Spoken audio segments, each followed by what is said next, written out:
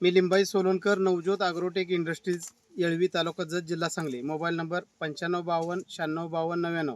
तर आज आपण आलो आहोत येळवी गावातील एक प्रगतशील शेतकरी अशोक रामचंद्र कदम यांच्या मका प्लॉटवरती आपण प्रत्यक्ष पीक पाहणी या कार्यक्रमासाठी आज इथं हजर राहिलो आहोत. तर या ठिकाणी छानसा असा एक कार्यक्रम पार पडलेला आहे. तर आपण जे शेतकरी आहेत अतुल कदम त्यांच्याकडून आपण जाणून घेणार आहोत की त्यांनी मका कोणती केली आणि त्यांना मकाई कशी वाटली. नमस्कार. नमस्कार. मका कोणती केली तुम्ही? हायटेक सोना 51 आहे. हायटेक 5101 सोना. हा. तुम्हाला मका कशी वाटते? मका एकदम चांगली आहे. करप्या पडत नाही, उंच आहे, कंच मोठी आहे ते. कंचमुटे. तर तुम्ही मला वाटतं 4-5 वर्षापासून मका करताय. होय. तर गेल्या वर्षी तुम्ही मका केली होती. गेल्या वर्षी केलेली मक्याला कुठल्या कंपनीची केली ते माहित नाही.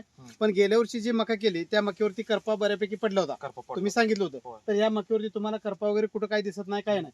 मक्याची हाईट भरपूर आहे.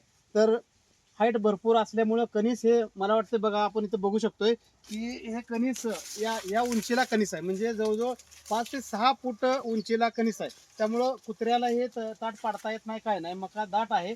मक्याचा पाला हा रुंद आहे. एकूण 8 बोटं बसतील त्या पानावरती असा मक्याचा रुंद पाला आहे.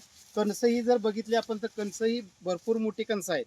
त्यामुळं शेतकऱ्यांना उत्पन्न आणि जनावरांच्या चाऱ्यासाठी मुरघास असा ह्या मक्याचा दुहेरी फायदा आहे.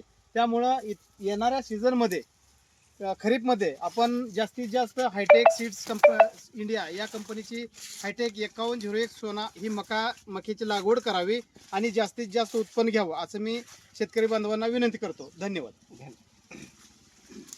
गावात नाही कंच. होय.